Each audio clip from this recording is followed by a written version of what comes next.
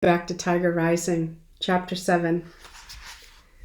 It turned out to be an extraordinary day in almost every possible way. It started with finding the tiger, and it ended with Sistine Bailey sitting down next to him on the bus on the way home from school. Her dress was torn and muddied. There was a scrape down her right arm, and her hair stuck out in 100 different directions. She sat down in the empty seat beside him and stared at him with her black eyes. "There isn't any other place to sit," she said to him. "This is the last empty seat." Rob shrugged. "It's not like I want to sit here," she said. "Okay," said Rob. He shrugged his shoulders again. He hoped she wasn't going to thank him for saving her. "What's your name?" she demanded. "Rob Horton," he told her. "Well, let me tell you something, Rob Horton. You shouldn't run. That's what they want you to do, run." Rob stared at her. With his mouth open, she stared back. "I hate it here," she said, looking away from him, her voice even deeper than before. "This is a stupid hick town with stupid hick teachers. Nobody in the whole school even knows what the Sistine Chapel is." "I know," said Rob. "I know what the Sistine Chapel is," and immediately he regretted saying it. It was his policy not to say things, but it was a policy he was having a hard time maintaining around Sistine. "I bet," Sistine sneered at him. "I bet you know." "It's a picture of God making the world," he said. Sistine stared at him hard. She narrowed her small eyes until they almost disappeared. "It's in Italy," said Rob. "The pictures are painted on the ceiling. They're frescoes." It's as if a magician had cast a spell over him. He opened his mouth and the words fell out on top of each other like gold coins. He couldn't stop talking. "I don't got to go to school on account of my legs. I got a note that says so from Mr. Felmer. He's the principal. He says the parents are worried that what I got is contagious. That means other kids can catch it." "I know what contagious means," Sistine said. She looked at his legs, and then she did something truly astounding. She closed her eyes and reached out her left hand and placed it on top of Rob's right leg. "Please let me catch it," she whispered. "You won't," said Rob, surprised at her hand, how small it was and how warm. It made him think for a minute of his mother's hand, tiny and soft. He stopped that thought. "It ain't contagious," he told her. "Please let me catch it," Sistine whispered again, ignoring him, keeping her hand on his leg. "Please let me catch it so I won't have to go to school."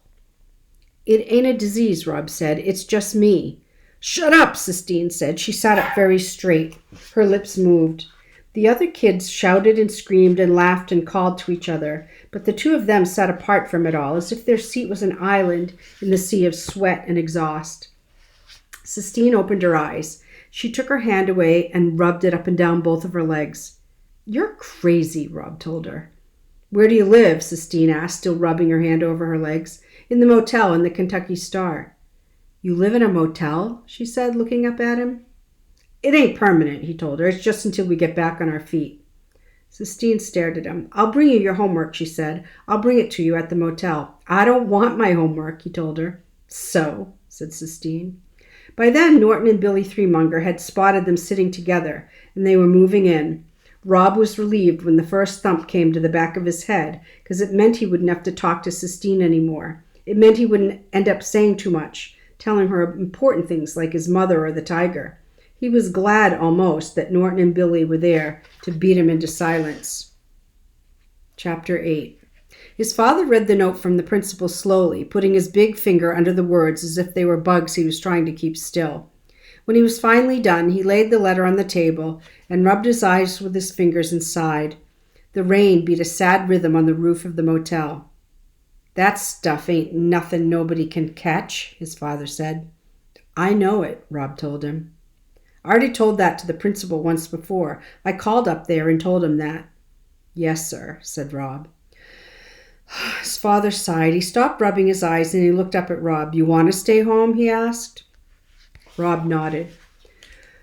His father sighed again. "Maybe I'll make an appointment. Get one of them doctors to write down that what you got ain't catching, all right?" "Yes, sir," said Rob. "But I won't do it for a few days. I'll give you some time off." "That would be all right," said Rob.